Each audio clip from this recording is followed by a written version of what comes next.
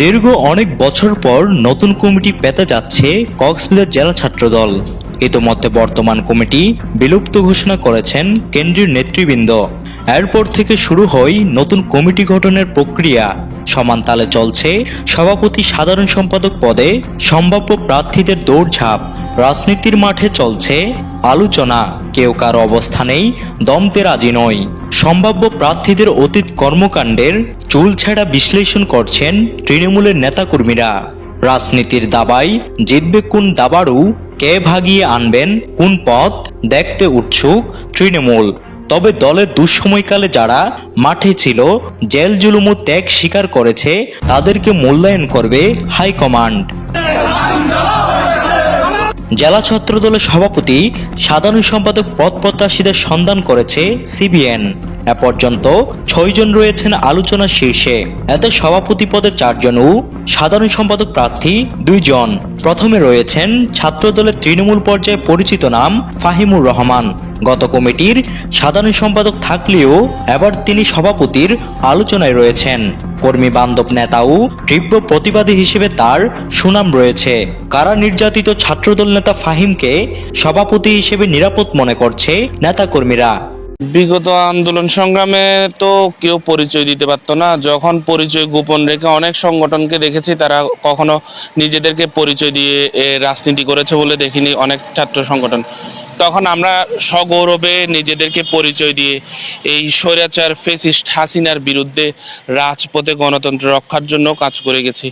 তারই ধারাবাহিকতায় ছাত্রদলকে আমরা চেষ্টা করেছি সুসংগঠিত করে রাজপথে থেকে গণতান্ত্রিক অধিকার আদায়ের এবং ভোটাধিকার প্রতিষ্ঠার জন্য আমরা কাজ করে গেছি। তারই ধারাবাহিকতায় ছাত্রদল এখনও কাজ করে যাচ্ছে। আর কমিটি প্রসঙ্গের যে কথাটা বলছেন, সেই কমিটি এটা চলমান একটা প্রক্রিয়া। আগামীতে কমিটি নতুনভাবে হবে, নতুনভাবে ঢেলে সাজানোর কাজকর্ম চলতেছে। এই জনপদের অহংকার জননেতা সালাউদ্দিন সাহেব আছেন, উনি যাদেরকে যোগ্য মনে করেন, যোগ্য এবং মেধাবী ত্যাগী, যারা অতীতে আন্দোলন সংগ্রামে রাজপথে সক্রিয় ছিল, যাদের ত্যাগের বিনিময়ে সাম্য মানবিক বাংলাদেশ বিনির্মাণ হয়েছে, তাদেরকে দিয়ে, ত্যাগী ছাত্র নেতাদেরকে দিয়েই আগামীর কমিটি হবে বলে আমি আশাবাদ ব্যক্ত করছি। সভাপতি প্রার্থীর তালিকায় রয়েছেন সাইফুর রহমান নয়ন। তিনি জেলা ছাত্রদলের সদ্য সাবেক কমিটির সিনিয়র সহসভাপতি। তিনি মাঠে ময়দানে দিয়েছেন সাংগঠনিক দক্ষতার পরিচয়। দলের দুঃসময়ে ছিলেন সক্রিয়। সিবিএনের সাক্ষাৎকারে জানিয়েছেন প্রত্যাশার কথা। পরীক্ষিত, ত্যাগী, পরিশ্রমী এবং মেধাবী যে সমস্ত যে ছাত্রগুলো অতীতে সমস্ত কার্যক্রমকে প্রাধান্য দিয়ে দলীয় কার্যক্রম অব্যাহত রেখেছিল, দায়িত্ব পালন করেছিল, সমস্ত আন্দোলন সংগ্রামে নিজেদের সর্বোচ্চ দিয়ে কক্সবাজারের রাজপথকে ধরে রেখেছিল, তাদেরকে সর্বোচ্চ স্থানে মূল্যায়ন করবে বলে আমি বিএনপির এবং আমার দলের কেন্দ্রীয় পর্যায় থেকে শুরু করে সকলের প্রতি অনুরোধ করব, যাতে বাংলাদেশ জাতীয়তাবাদী ছাত্রদল কক্সবাজার জেলা কমিটি এমনভাবে গঠন করা হয়, বিতর্কের ঊর্ধ্বে উঠে মুক্ত চিন্তার মাধ্যমে সুষ্ঠু ধারার রাজনীতি যাতে কক্সবাজার জেলা ছাত্রদলে পরিচালিত হয়, সেই সব নেতৃবৃন্দদেরকে দিয়েই বাংলাদেশ জাতীয়তাবাদী ছাত্রদল কক্সবাজার জেলা কমিটি যাতে গঠন করা হয়। সভাপতির পদে আলোচনায় রয়েছেন মিজানুল আলম। বিশ্বস্ত কর্মী বাহিনী নিয়ে তিনি মাঠে সর্বদা সরব ছিলেন। তাকে নিয়েও রয়েছে তৃণমূল পর্যায়ে ব্যাপক আশা। মিজানুল আলম সদ্য সাবেক কমিটির 1 নং যুগ্ম সাধারণ সম্পাদক। দলের দুঃসময়ে পরীক্ষিত ছাত্র নেতাদের নিয়েই যেন নতুন কমিটি গঠিত হয়, এমনটি প্রত্যাশা তার। সিনিয়র যে নেতৃবৃন্দ আছে, ওনারা বিগত আন্দোলন সংগ্রামে যারা রাজপথে ছিল, যারা পরীক্ষিত, যারা কারা নির্যাতিত, যারা বিভিন্ন মামলা হামলার শিকার হয়েছে, ফেসিবাদের রোষানলে পড়ে এই ফ্যাসিস্ট সরকারের বিভিন্নভাবে ফ্যাসিস্ট সরকারের ষড়যন্ত্রের শিকার হয়েছিল, মামলা হামলার মালিক হয়েছিল, জেল জুলুম কেটেছিল, অত্যাচারিত হয়েছিল, ওই রকম যাচাই বাছাই করে শিক্ষিত যারা অনার্স মাস্টার্স কমপ্লিট করেছে, স্বয়ংসম্পূর্ণ শিক্ষিত, ওদেরকে নিয়েই আগামীতে কক্সবাজার জেলা ছাত্রদল একটা সুন্দর কমিটি উপহার দিবে বলে আমি মনে করি। মাঠে সরব রয়েছেন জেলা ছাত্রদলের সাবেক আইন বিষয়ক সম্পাদক মোহাম্মদ রেজাউল হক রেজা। এবার তিনি সভাপতি পদে প্রার্থিতা নিশ্চিত করেছেন। সিবিএনের সাক্ষাৎকারে তিনি বলেন, দলের জন্য কাজ করেছেন, দলই তার গন্তব্য নিশ্চিত করবে। বৈষম্য বিরোধী আন্দোলনে আমার পরিবারে 3টা মামলায় 6 জনকে আসামি করা হয়েছে। তো নির্যাতনের শিকার সবাই, যিনারা দায়িত্বে ছিলেন অতীতে যিনারা দায়িত্বে ছিলেন না, রাজপথে ছিলেন, তিনারা সবাই নির্যাতনের শিকার। আমি তৃণমূল থেকে একেবারে আপনার ইউনিট পর্যায় থেকে সম্মেলন করে সভাপতি নির্বাচিত হওয়া আমি ছাত্রনেতা। পরবর্তীতে আমি কলেজে, তারপর আপনার ইন্টারন্যাশনাল ইউনিভার্সিটি, জেলা ছাত্রদল সহ বিভিন্ন দায়িত্ব আমি পালন করেছি।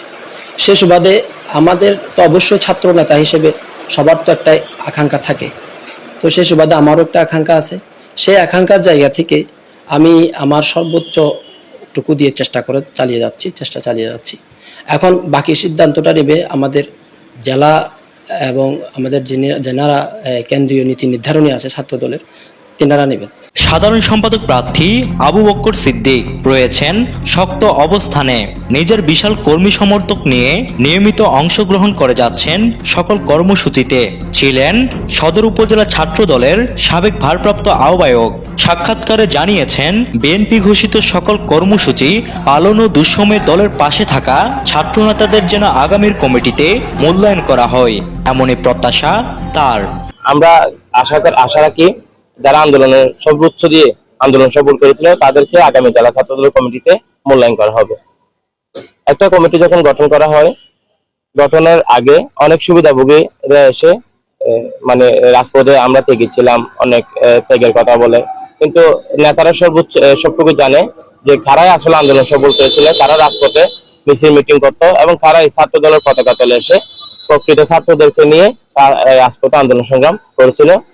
তাদের থেকে যেন আগামী কক্সবাজার জেলা ছাত্রদল কমিটিতে মূল্যায়ন করা হয়। তালিকার আলোচিত অন্যতম একজন হলেন শহর ছাত্রদলের সদস্য সচিব ইনজিমামুল হক। দলের দুঃসময়ে দায়িত্বভার গ্রহণ করে এ পর্যন্ত দলের সকল কর্মসূচি সফল করতে রেখেছেন অসামান্য অবদান। সক্রিয় ছাত্র রাজনীতির কারণে জুলাই বিপ্লবে তিনি ছিলেন ঘর ছাড়া। সাক্ষাৎকারে দুঃসময়ে দলের জন্য কাজ করতে গিয়ে, পার করা সময়ে স্মৃতিচারণ করতে গিয়ে হয়ে পড়েন আবেগ আপ্লুত। আসলে দুঃসময় বলতে আসলে আমাদের আসলে শুরুতে হয়েছিল দুঃসময়, আর বিশেষ করে 13-14 সালে যে দুঃসময়টা আমার ছিল, আসলে পরিবার থেকে বিচ্ছিন্ন থাকা, আসলে সেটা আসলে খুব কষ্টদায়ক ছিল। সেই অভিজ্ঞতা থেকে ধারণ করে এই 5 আগস্টের আগে যে আন্দোলন সংগ্রাম হয়েছে, আপনার গণঅভ্যুত্থানের আগে আমাদের যে আন্দোলন সংগ্রাম ছিল, তাছাড়া আপনার 28 অক্টোবর পরবর্তী 7 জানুয়ারি আগে একটা আন্দোলন ছিল। প্রতিটা মিছিলে, প্রতিটা মুহূর্তে দলের যে কোনো সময় প্রয়োজন মনে করেছে আমি সাড়া দিয়েছি। আমি আমার কর্মীদেরকে নিয়ে রাজপথে ছিলাম, মিছিল মিটিংয়ে ছিলাম এবং দুঃসময় দলের কঠিন যে সময় ছিল ওই কঠিন সময় রাজপথে ছিলাম। এবং আমি বিশ্বাস করি আমাদের যে সদ্য করেছি আমাদের একটি নতুন প্রক্রিয়া, সেই নতুন প্রক্রিয়ায় আমি আশাবাদী দল এবং আমার নেতারা আমাকে ভালো একটা জায়গায় মূল্যায়ন করবেন। 28 অক্টোবর পরবর্তী আমার মা একবার অসুস্থ ছিল, হাসপাতাল ছিল, আমার চোখের পানি এখন আসলে আমি আমার মায়ের পাশে যেতে পারিনি, এমন দিনও আমার গেছে। দৌড়েছিলাম দলকে এমন বিষয়ে এতটা ভালোবাসছি, এতটা মানে নিজেকে এতটা ভালোবাসি, এতটা পরিশ্রম করেছি দলের জন্য, তার জন্য যে আমাকে পদ দিতে হবে তা না, কারণ আমি যোগ্য সেটা প্রমাণ করেছি আমার কর্মের মাধ্যমে। এদিকে কমিটি গঠনের সেশন জট না ঘটিয়ে পরীক্ষিত ও প্রকৃত ত্যাগীদের নিয়ে দ্রুত কমিটি গঠনের দাবি তৃণমূলের। যারা আন্দোলন সংগ্রামে ছিল, যারা দলের দুঃসময়ে দলের পাশে ছিল, যারা আপনার প্রতিটা প্রোগ্রামে ছিল আন্দোলনের সাথে ব্যানারে, তাদেরকে মূল্যায়ন করা হোক জেলা ছাত্রদল কমিটিতে। আরো বেশি সংঘর্ষ সংগঠিত এবং আরো বেশি বলয় সৃষ্টি করতে পারে এবং রাজনীতির একটি গুণগত মান যাতে পরিবর্তন করতে পারে, সেরকম নেতৃত্ব আমরা কক্সবাজার জেলা ছাত্রদলে চাই। এমন দুঃসময়ে কোন গুণের শিকার হওয়ার পরেও যারা তৃণমূল কর্মী, নেতা কর্মীরা এগিয়ে এসেছে তাদেরকে আমরা মূল্যায়ন করতে চাই। বিশেষ করে আপনার কলেজ থেকে নেতৃত্বটা উঠে আসার না, তো আমরা চাই যারা বিগত দিনে বা ভূমিকা রেখেছে তাদেরকে দায়িত্বশীলভাবে আনা। কেন্দ্রীয় নেতৃবৃন্দ, কক্সবাজার জেলা সিনিয়র নেতৃবৃন্দ সকলের কাছে আমি অনুরোধটুকু করতে চাই, কক্সবাজার জেলা ছাত্রদলকে সেশন জট মুক্ত করে কক্সবাজার জেলা ছাত্রদলকে গতিশীল করে। দলের দুর্দিনে যাদের অবদান ছিল, যাদের ত্যাগ ছিল, তাদেরকে দিয়ে একটি আগামী জেলা ছাত্রদলের কমিটি হোক, সেই প্রত্যাশা আমাদের। স্রোতের প্রতিকূলে দলের দুঃসময়ে যারা আপোষহীন ছিলেন, অকুতোভয় সৈনিকদের মতো শিরদাঁড়া হয়ে সামনে এগিয়েছেন, তাদের হাতে আগামীর জেলা ছাত্রদলের নেতৃত্ব তুলে দেওয়ার আহ্বান তৃণমূল নেতাকর্মীদের। শিক্ষা